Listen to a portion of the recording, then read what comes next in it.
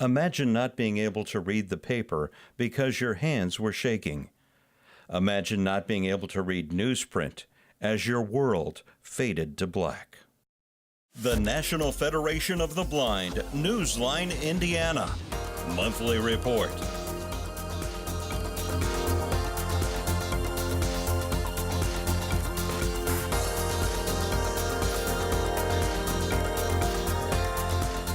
With your host, Lee Martin, and co-host, Florence Myers-McSwine.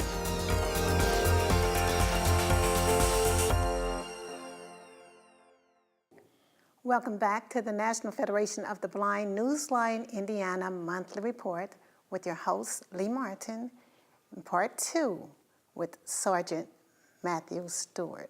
And welcome back, Sergeant. Thank you very much, Florence. I enjoyed being here earlier, and I'm honored to be back again. Well, I had a question that I wanted to ask on the last show, and you talked a lot about the changes that have happened with the police force. Yes. And one of the things that I remember, and I know I'm telling my age here, but back in the day, police walked a beat. You know, they had a particular neighborhood district that they policed, Yes. and people knew their officers. Yes. You know, I remember looking out the door and as a child and seeing the face of a familiar face of my police Yes. officer walking down the street, and they'd wave and Yes. keep going. And you know, rumor is that they're trying to get back to the community like that. Yes, absolutely. So Chief Brant Roach believes that there ought to be more community policing, more opportunity for officers to get out of the police cars and get to know the residents, the businesses. He strongly believes that the more officers are able to get out of the vehicles, interact with community members, the better the opportunity for preventing incidents of crime happening, and also to learn more about the neighborhood, because residents, business owners, they're there 24 hours a day, 7 days a week. They're in the community. They know the people there. They know who belongs there, who does not.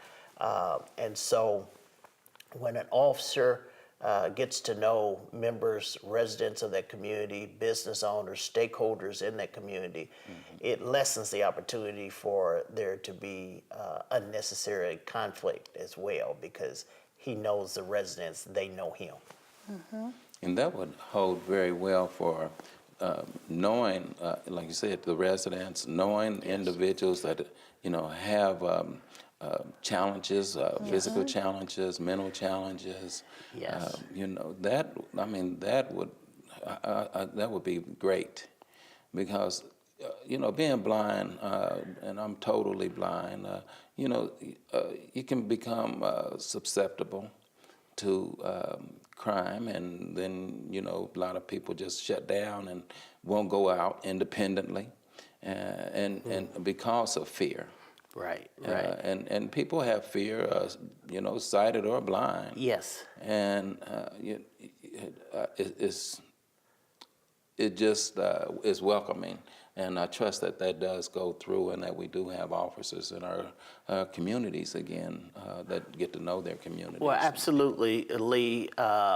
Chief Roach is emphatic about the fact that officers need to get out, not only for their safety, but for the public safety. Again, the more we know each other, we begin to chop away at barriers that sometimes separate us. I remember back in my career, as I was working a district car, there was a gentleman who was blind, and he used to take a taxi almost every day. I know several times a week, from the area of 40th and Boulevard to the post office there at 29th and MLK. At the time, the post office was located there at 34th and Graceland, but since it's moved, the Maple and Fog Creek post office. But one particular day, he was getting out of the taxi and walking up to his residence, and he was a victim of a robbery and assault, and I think they were after his coin purse. And so I was the officer that responded to take that report. And so for so many years while I ran that beat, I had the opportunity to stop by, to interact with him, to kind of make sure that he was safe. He never had any additional problems, and luckily he was not injured in any way during that particular incident. But it just brought home to me that there is a need for more care, more interest, getting to know people who are in your community. And just like the broader community, those who have disabilities, they need police officers too. They need to be able to interact and to make sure that we are sensitive to their needs and concerns as well. And that's so very well spoken, because we're no different than any other members of our communities. Absolutely. We just have disabilities. Yes. And we know that people prey on those disabilities. Yes.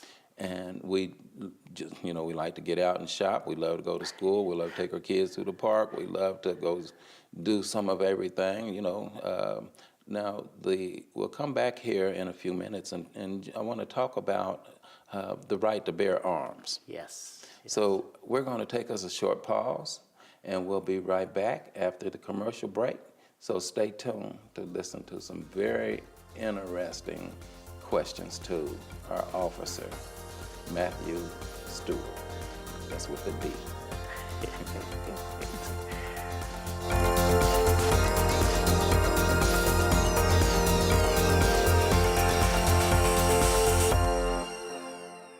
Thousands of Indiana residents feel isolated from the world due to vision problems. Thanks to the National Federation of the Blind, visually impaired Hoosiers can hear newspapers, circulars, and magazines from across the globe. I'm a Vietnam veteran. I'm blind.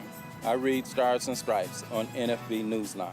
Learn more by calling 855-963-6476 or visit nfbnewsline-in.org. Subscribe free to NFB Newsline. If you or someone you know is visually impaired or print challenged, the National Federation of the Blind has a resource you need. I use NFB Newsline when reading Hammond Northwest Times. Using NFB Newsline, I read the Christian Science magazine. Dad, you read Jerusalem Post too. Learn more by calling 855-963-6476 or visit nfbnewsline-in.org. Live the life you want. Read NFB Newsline. It's free.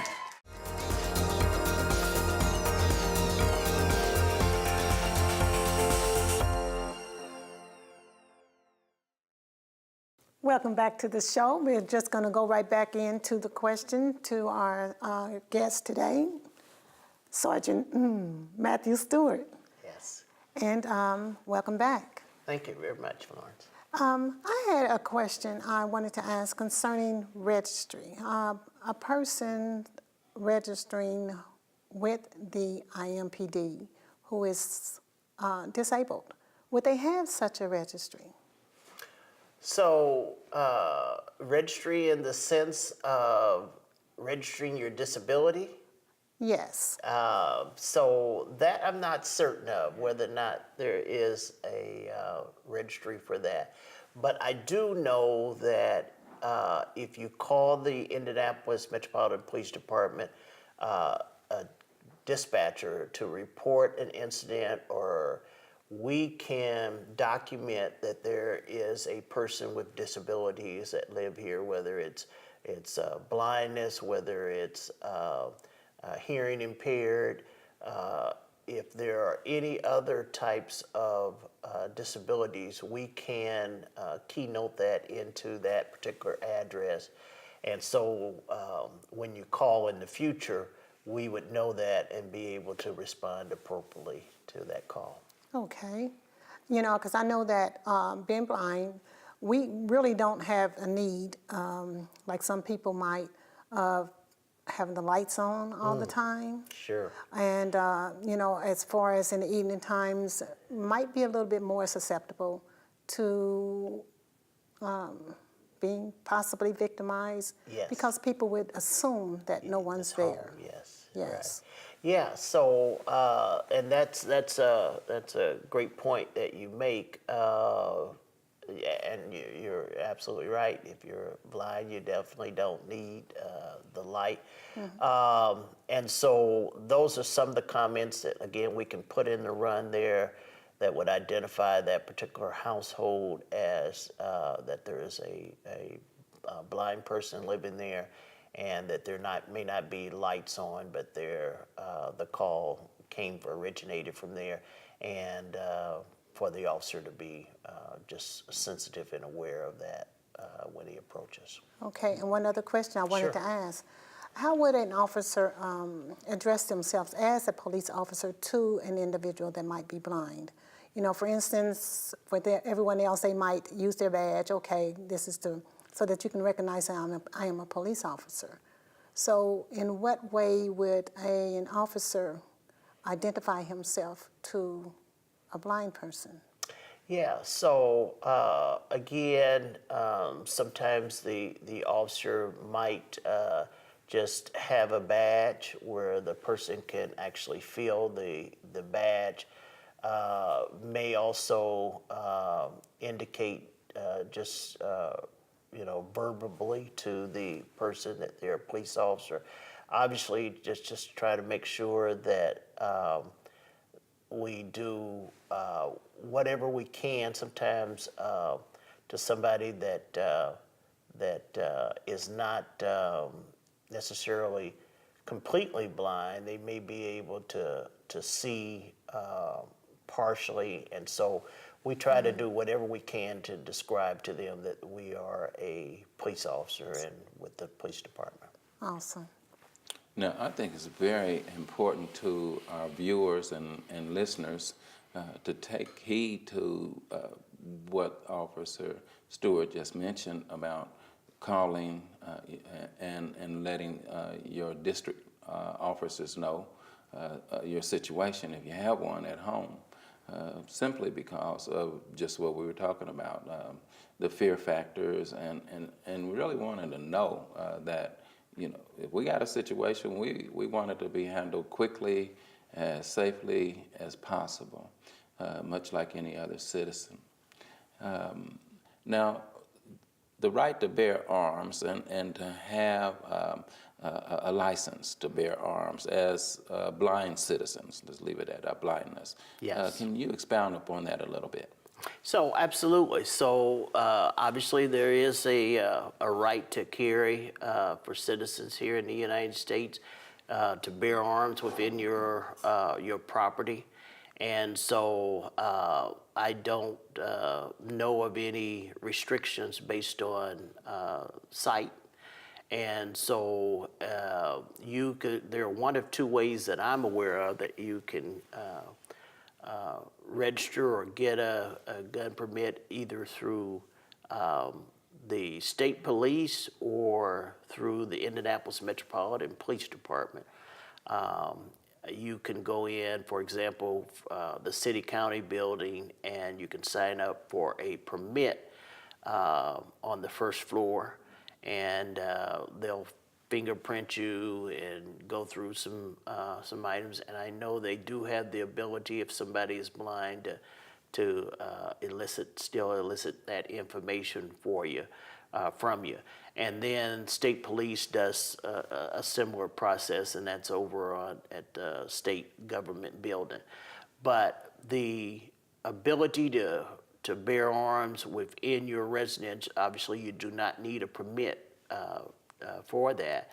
But obviously we always suggest, whether you're blind or you're sighted individual, you definitely need to be trained, learn how to use that firearm. And many of us police officers, we learn how to load that weapon and unload that weapon in the dark. So that sometimes if you're temporarily blinded or can't open your eyes because of say tear gas or some kind of other gas in the air, that you can still function with that weapon. And particularly for the blindness, the fact that and another thing I've just picked up being here on the show, that your other senses are become more keen when you don't have that sight, and so you tend to hear fairly well. And so it's important as people approach you and move around and do things, that you're able to pick up on that through your listening skills and other innate ability. So I think it's important for those who desire to carry a firearm or have a firearm in their property to just make sure that they're able to use that and that they practice and they train with it. Now, I know blind citizens love to have fun. We love to party and get out and some, just normal, Yes. People get drunk and need to be arrested. Yes. They do drugs and everything Yes. else, Right. and we just are normal citizens. Yes. Now, when you, your officers, through the sensitivity training, when you approach one, do you ask them, let them know that you're going to pat them down? If you notice that, they're, a disability, or if you see a cane, a white cane with a red tip, or a white cane like I carry, how is the approach for that individual? Yeah, so we try to walk through verbally everything that we're doing, so that there are no surprises. And if we notice the cane, we try to elicit from them right off the bat, what is there a disability here, and if so, how can we work through the process to make sure that the individual is safe, that the police officer is safe. So the more that we can talk about what it is that we're doing and we're asking of them, if it's for identification, if it's for other information related to an incident, we just try to talk through that to make sure that the person with the disability is understanding exactly what it is that we're saying. Thank you. Well, we're going to take a short break, and we'll be right back to ask more questions of Officer Steward, and stick with us.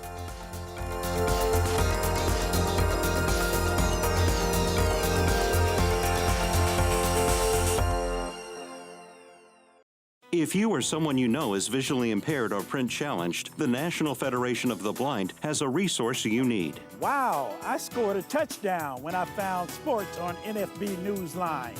I enjoy reading TV guide listings on NFB Newsline. Learn more by calling 855-963-6476 or visit nfbnewsline-in.org. We are the nation's blind.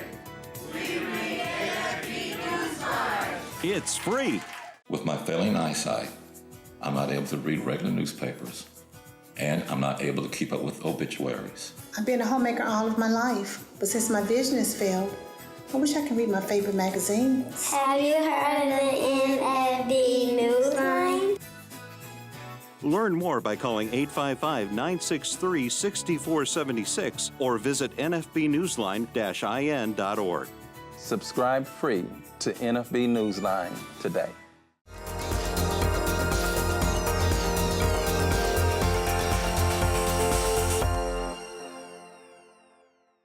We want to welcome you back to our show, and we're going to get right into this last segment of our show. And we have a special guest that joined us on the stage today. And welcome to the stage, Miss Laverne Steward. How are you? I'm fine, thank you. Now, you are a dispatch for the IMPD? IMPD, I'm retired. Okay. As a dispatcher after 32 years. After 32 years, and yes. Your husband's been on the force for 35 years. Yes. Now, you had a statement that you would like to add to identifying a police officer. Oh, yes. When the officer, well, first of all, if the person calling identifies themselves as hearing impaired or visually impaired to the dispatcher, and that they would like for the dispatcher to stay on the phone with them until the officer arrives, that helps them to identify that the officer is in fact a police officer. Also, if an officer gets to the scene and is talking with a hearing impaired or visually impaired person, he can then contact the dispatcher and have them call that person to verify that, yes, that is in fact a police officer. That's very good information to have, and I know that would help the citizen that's possibly in fear. Sure. And it would also help out the officers as well. Yes, correct. I mean, there's so much that we've discussed today. But one of the things that we didn't get a chance to discuss, and we'll discuss right now, police officers are members of our community as well. They have families. They have, you know, they do everything. They play sports. They play cards. They socialize. They go to everywhere we go as citizens. And we need to respect them as human beings and citizens because they are our first responders to a lot of situations. And I would like to talk about, you know, as being a husband and as being a wife and your unique situation of being a dispatcher and you being an officer in the field. You know, Ms. LaBerne, how did you feel sometime about the safety of your husband in the field? Most of the time I was very comfortable. I was fine. You know, there were very few incidents that, you know, I was really worried, but I don't know, I just had this confidence in the officers and in him, and I just felt, and with God in our lives, I felt he was well protected. I actually enjoyed being on the other end and hearing his voice on the radio, especially in a heated situation, you know, when everything's tensed. Of course, I'm waiting to hear his voice to know that he's okay. But for the most part, everything went well. We didn't have a lot of, like you see on TV, where officers are constantly in combat and what have you. So, and him being a sergeant also was good because a lot of times, by the time he got to the scene, the brouhaha had calmed down. So that was a good thing. So, officer, how did you feel about your wife working in dispatch? And you know, psychologically, I know it has to have some type of bearing on both of you. You know, she indicated that, you know, she was comfortable with you. Yeah, absolutely, Lee. It's a little bit funny because I can remember an incident where I was fairly new on the police department, and this was right before we were married, but we had started to date a little bit. And I was out near the Indiana State Fairgrounds, and we were searching for some stolen items from a purse grab.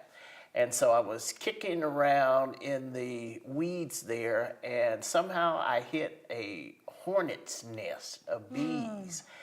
And so they were all swarming around me and they started stinging me. Now, I had a field training officer with me, but you can just imagine how I was trying to keep the bees off of me. Luckily, I had my bulletproof vest on, so that protected my chest and my back. But my partner ended up put me in the police car at that time, Winona Hospital, rushed me over to Winona Hospital. And as it turned out, I didn't get stung too many times, under the armpit a little bit. And as I was trying to wave off those bees, but it was that point that I think she was a little bit concerned because she knew I was going to the hospital, but she didn't know exactly, what the nature of the injury was. But once I had a chance to talk to her, we still to this day laugh about, now that we look back on it, how that whole situation went down. So it's been a lot of good times. It's been, for us, fortunately enough, it's been a lot of safe times. And as long as we could, we try to stay safe. Well, I tell you what, that just adds a whole new look on Honey Bee Safe. So we're going to join us next week and on the National Federation of the Blind Newsline Monthly Indiana Report. Join us again and take care of yourselves, take care of your police officers and your first responders. Be blessed.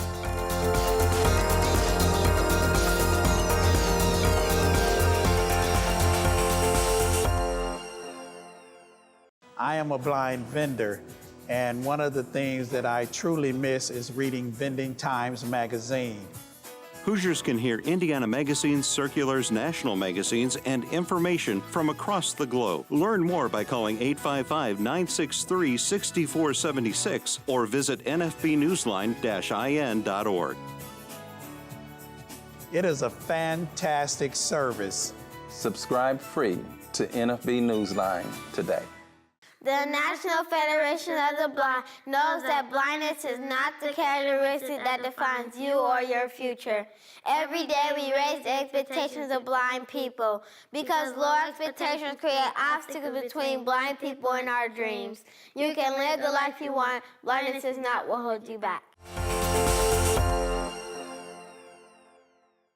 Connect, engage, and be inspired through the Steward Speaker Series brought to you by Matthew Steward. Thursday, March 8th, attorney Valerie Jarrett, the longest-serving senior advisor to President Barack Obama. Tuesday, April 10th, NBA basketball great Magic Johnson, a legend on and off the court, currently the chairman and CEO of Magic Johnson Enterprises. For more information on the Steward Speaker Series, tickets, and sponsorships, call 297-2905 or go to stewardspeakers.org.